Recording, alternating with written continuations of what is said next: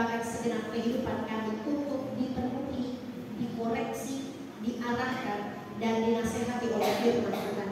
Jangan keraskan hati kami Tuhan, tapi biarlah Roh Kudus mengubah kami semua melalui firman. Berkati mulut bibir hamba-Mu yang akan berkata-kata membawakan firman Tuhan, benar-benar dikurangi oleh Kristus, sehingga hanya perkataan-perkataan yang keluar dari Allah yang disampaikan oleh hamba. Ampunilah kami semua Tuhan, berfirmanlah bagi kami semua, karena sesungguhnya kami telah sedia untuk membaca, mendengarkan, dan merenungkan firman Tuhan. Di dalam nama Tuhan Yesus Kristus yang adalah firman yang hidup itu, kami berdoa. Amin. Pembacaan firman Tuhan Injil Matius pasal 20 ayat 20 sampai ayatnya yang ke-28 di bawah judul perikop permintaan ibu Yakobus dan Yohanes, bukan memerintah melainkan melayani. Ayat 20. Maka datanglah ibu anak-anak Zebedeus serta anak-anaknya itu kepada Yesus, lalu sujud di hadapannya untuk meminta sesuatu kepadanya. Kata Yesus, apa yang kau kehendaki? Jawabnya, berilah perintah supaya kedua anakku ini boleh duduk kelak di dalam kerajaan, yang seorang di sebelah kananmu dan yang seorang lagi di sebelah kiri. Tetapi Yesus menjawab katanya, kamu tidak tahu apa yang kamu minta. Dapatkah kamu meminum cawan yang harus kuminum? Kata mereka kepadanya, kami dapat.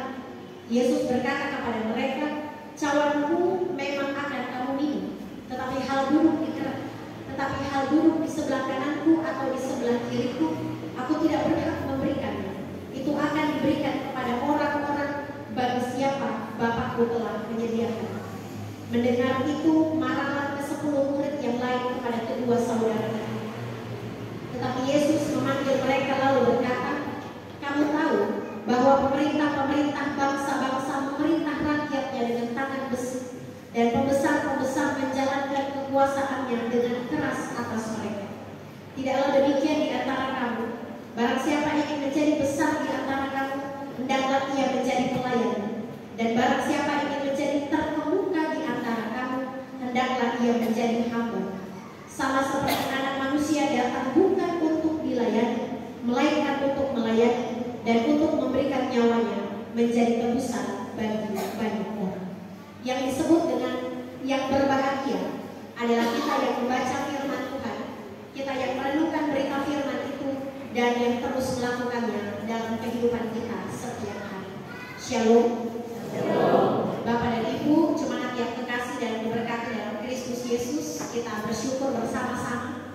Secara khusus saya, secara pribadi, bersyukur boleh berjumpa lagi dengan Bapak dan Ibu ketika selesai menjalani masa izin kurang lebih 1 minggu di Morowali, dan boleh bersama-sama dengan Bapak dan Ibu. Kiranya perjumpaan kita dalam persekutuan saat ini mendatangkan sukacita bagi kita semua, dan nama Tuhanlah yang pada akhirnya dipuji serta dipuji. Bagian firman Tuhan yang ditulis oleh Sinode Gereja Kristen di Luwuk Banggai oleh Komisi Pembinaan Warga Gereja KPWG untuk satu sinode adalah Matius pasal 20 ayat 20 sampai 28 terkait dengan musim pemilihan di jemaat. Bahkan kita di jemaat Kasih Tidaria Solan sudah selesai dalam pemilihan majelis kolom. Kita akan menghadapi pemilihan majelis Bikra dan MPH jemaat. Kiranya Bapak dan Ibu tetap setia dalam seluruh proses-proses yang ada dan dapat memilih mereka yang benar-benar tulus di hadapan Tuhan. Bagian firman Tuhan saat ini saya beri tema rahasia menjadi besar. Ada rahasia menjadi besar dalam konteks pelayanan bagi Yesus Kristus.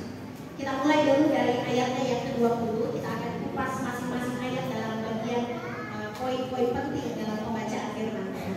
Ayat 20, maka datanglah ibu anak-anak Zebedeus serta anak-anaknya itu kepada Yesus. Ibu dari anak-anak Zebedeus, Yakobus dan Yohanes, ibu Yakobus dan ibu Yohanes itu bersaudara dengan ibu Yesus, yaitu Maria. Jadi kalau Bapak Ibu perhatikan ayat 20 ini, ibu dari Yakobus dan Yohanes datang berjumpa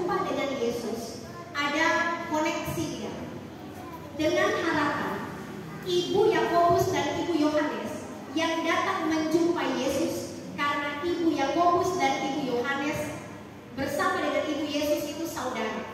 Jadi Yakobus dan Yohanes dan Yesus ini sepupu satu kali secara biologis. Ketika ibu Yakobus dan Yohanes berkata, Tuhan Yesus, tolong angkat CP anak Yakobus dan Yohanes jadi yang terbesar di antara ke-12 murid. Percakapannya dimulai dari sini. Ibu Yohanes dan Yakobus berpikir bahwa karena ada orang dalam, mereka kan sepupu. Yakobus dan Yohanes bersepupu dengan Yesus, sehingga ibunya yang datang meminta kepada Yesus supaya Yohanes dan Yakobus menjadi orang pilihan, orang penting, tangan kanan dan tangan kiri oleh Yesus.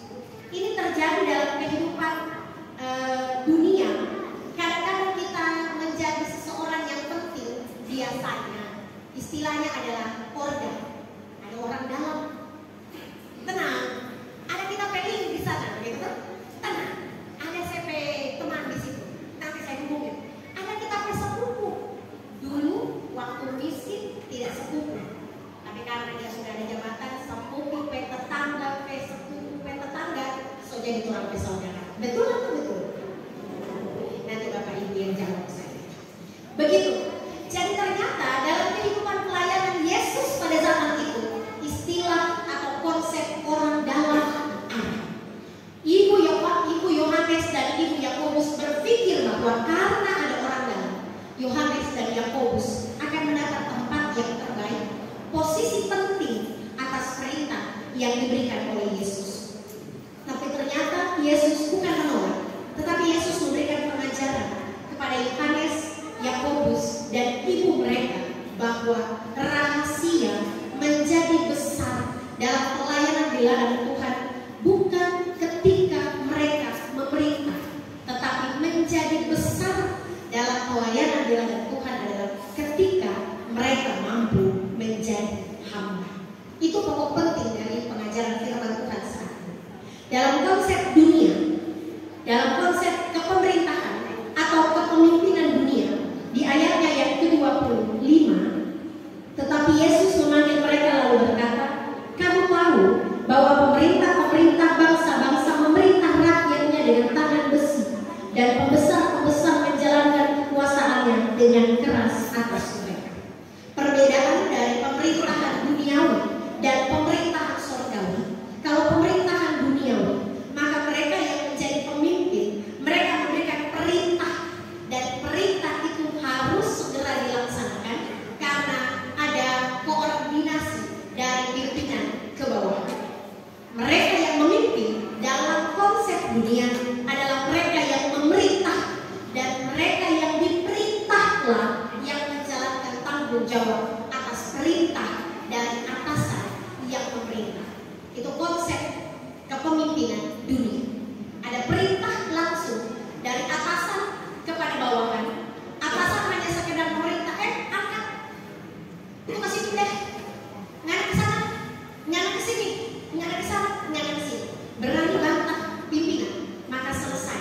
Itu konsep pemerintahan dunia. Tetapi konsep pemerintahan yang hendak diajarkan oleh Yesus kepada Yohanes dan Yakobus yang masih buta dengan konsep pelayanan ala Tuhan Yesus adalah bahwa pemimpin surgawi. Yang pertama ayat 22 dan 23. Tetapi Yesus menjawab katanya, kamu tidak tahu apa yang kamu minta. Dapatkah kamu meminum cawan yang harus kuminum? Kata mereka kepadanya, kami dapat. 23. Yesus berkata kepada mereka, cawanku memang akan kamu minum, tetapi hal duduk di sebelah kananku dan di sebelah kiriku, aku tidak berhak memberikannya. Itu akan diberikan kepada orang-orang bagi siapa Bapakku menyediakan. Rahasia menjadi besar dalam konsep kepemimpinan surgawi dalam pelayanan bersama dengan Yesus. Yang pertama adalah rela menjadi hamba. Ini yang penting. Rela memikul salib Yesus, meminum cawan penderitaan dari Yesus,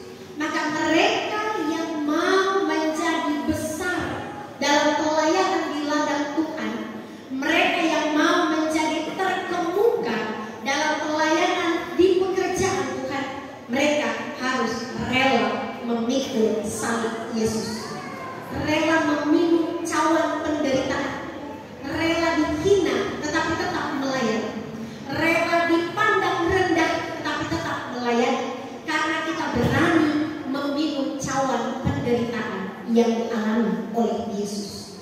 Yesus rela memberikan nyawanya untuk orang-orang tebusan. Yesus rela disalib bagi dunia. Yesus rela dicambuk bagi dunia. Yesus rela dihianati oleh Petrus, dijual oleh Yudas, dibunuh, dihina, disalibkan, dan berbagai persoalan kehidupan yang dialami dalam penderitaan Yesus Kristus. Tetapi Yesus tidak pernah mengeluh, Yesus tidak pernah berbantah, Yesus tidak pernah gagal melewati setiap penderitaan hidup, karena dia rela meminum cawan penderitaan. Rahasia terbesar menjadi pelayan-pelayan Kristus adalah berani memikul salib pelayanan yang berat. Beranikah Bapak dan Ibu dihina karena pelayanan? Beranikah Bapak dan Ibu dipandang rendah karena pelayanan? Sudah berjuang mati-matian, sudah melayani dengan keringat dan air mata, sudah berjuang dengan sepenuh hati, tetapi masih ada haters yang bilang, oh dia kan pelayanan begini, itu majelis begini, begitu. Kita tetap setia, sampai kapanpun tetap setia melayani. Itu rahasia terbesar. Kalau mampu memikul salib Yesus, berani meminum cawan penderitaan Kristus, maka kita lolos tahap pertama, menjadi besar dan terkemuka di dalamnya. Yang kedua adalah ayat 26 dan 27. Saya simpulkan di ayatnya yang ke-27. Dan barang siapa ingin menjadi terkemuka di antara kamu, hendaklah ia menjadi hamba. Hamba dalam bahasa Yunani doulos, dalam bahasa Ibrani ebed, dalam bahasa Inggris servant, artinya orang atau budak beli. Jadi mereka yang harus menjadi besar, bukan mereka yang memerintah anak akan kesana, begitu, tetapi rahasia besar versi Allah adalah mereka yang menjadi doulos, mereka yang menjadi ebed, mereka yang menjadi servant, mereka yang menjadi budak, disuruh, diperintah, diberikan tanggung jawab yang besar, menghamba kepada tuannya, bukan bertuan, menjadi besar, menjadi pelayan Tuhan, menjadi orang tebusan Tuhan. Bukan kita yang menjadi tuan dalam pelayanan, tetapi kita yang menjadi hamba dalam pelayanan. Kita diperintah tanpa berani berbantah, kita diajar tanpa berani berkomentar, kita diberikan perintah tanpa berani bersoal jawab. Kita menghamba, sepenuhnya menghamba kepada Allah, karena kita menjadi tebusan Kristus. Setiap orang yang ditebus dengan darah Kristus yang mahal, kita semua adalah hamba. Bapak dan Ibu, kita semua hamba Yesus. Hanya mereka, Bapak dan Ibu yang menjadi majelis jemaat adalah pelayan-pelayan khusus. Tapi semua yang ditebus dengan darah Kristus, kita dibeli dengan darah yang mahal, dan sekarang kita adalah milik Allah. Konsepnya adalah seperti ini. Dulu pujilah Tuhan ini, taruh ya, pujilah Tuhan ini milik Pak Nixon. Lalu saya beli pujilah Tuhan ini dengan harga yang mahal, misalnya saya beli pujilah Tuhan ini punyanya Pak Sekretaris Jemaat. Lalu saya beli dengan harga 5.000. Uang ini untuk Pak Sekretaris Jemaat, pujilah Tuhan ini untuk saya, begitu ya. Diibaratkan pujilah Tuhan ini adalah manusia. Kristus membeli kita dengan darah yang mahal. Jadi sekarang kehidupan kita bukan lagi milik dosa dan maut, tetapi oleh kematian Kristus kita dibeli dengan darah yang mahal. Kita ditebus dan kita menjadi hamba. Sehingga Sehingga kita bukan lagi mengabdi kepada dunia, tetapi kita mengabdi kepada Allah. Kita menjadi budak Allah, menjadi hamba Allah, menjadi doulos. Kita merendahkan diri, Kristus yang ditinggikan, bukan terbalik.